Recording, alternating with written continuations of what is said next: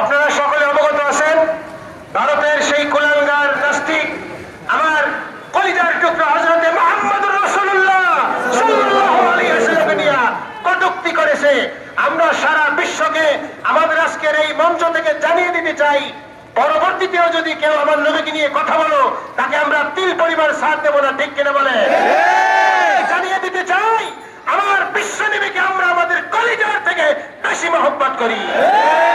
জানিয়ে দিতে চাই, আমাদের বিশ্ব নবী ইসলাম ও কোরআন সুন্নাহকে নিয়ে কেউ কথা বলবে, তারে আমরা সাথ দিয়ে চলবো না। আহ্বান জানাই, আপনারা জানেন আমাদের দীর্ঘদিন ব্রিটিশ সরকার আমাদের বাংলাদেশে জুলুম নির্যাতন করে লাঞ্ছনার শিকার হয়ে বিদায় নিয়েছে। এখন বাংলাদেশে ইসলাম প্রতিষ্ঠার একটা সুবর্ণ সুযোগ এসেছে।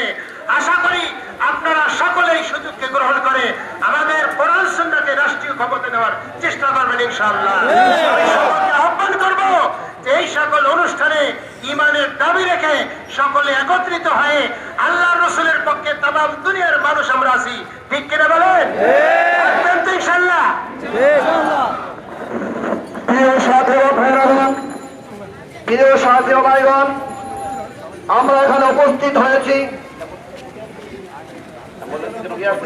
অ্যাম্বুলেন্সে যদি রোগী থাকে তাহলে আসার সুযোগ করে দেন। আমাদের প্রত্যেক মসজিদের মিছিল ইতিমধ্যে উপস্থিত হয়েছে।